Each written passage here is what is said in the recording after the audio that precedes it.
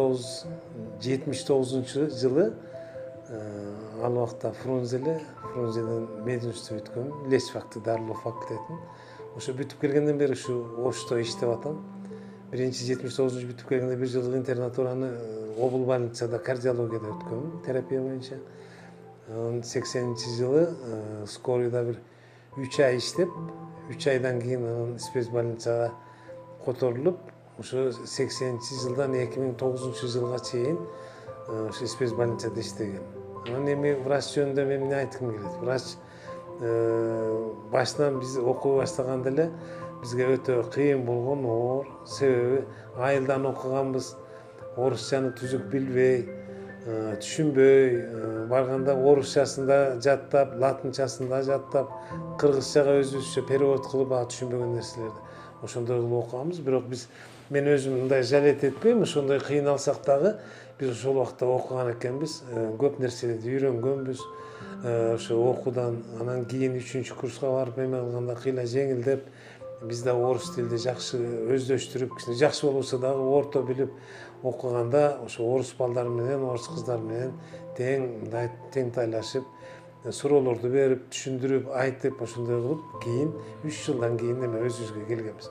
Анан эми бизде мурунку Фрунзе шаарында мединститут өтө күчтүү болчу. Ал жакта мединституттун өзү ошо согуш маалында Украинадан, Черкасскийден неме болуп келген экен, багындай көчүрүлүп келген экен.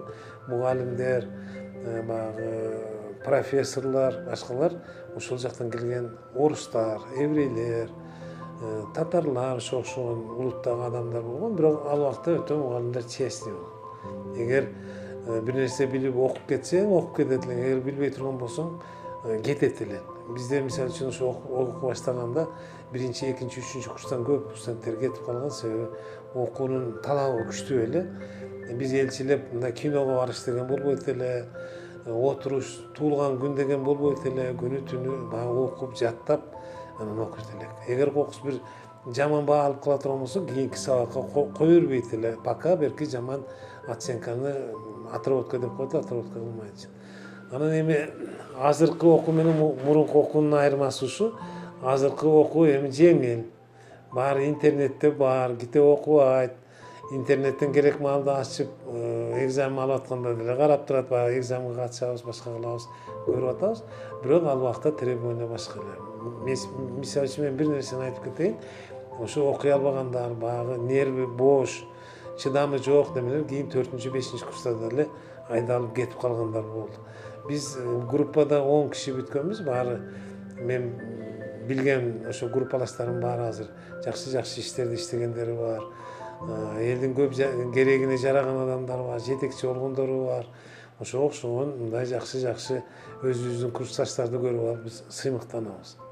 Врач деген кесип бул өтө оор кесип.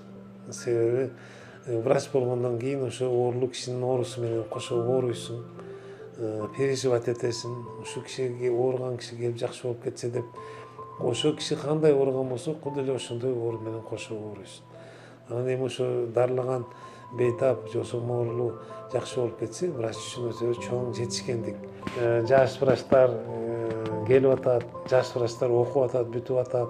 Мен ушул врачтарга кааларым ушу жакшы окуса, жакшы үйрөнсө, анан бир жакшы кесиптин ээси болот. Врач деген бул өтө ыйык кесип.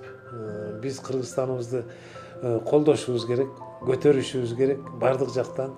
Биз врачтар ооруларды дарыласак, башка жарандарыбыз экономикасын көтөрсө, турмушубуз оңолсо, биздин Кыргызстан ошо, биздин салымыбыз ошо.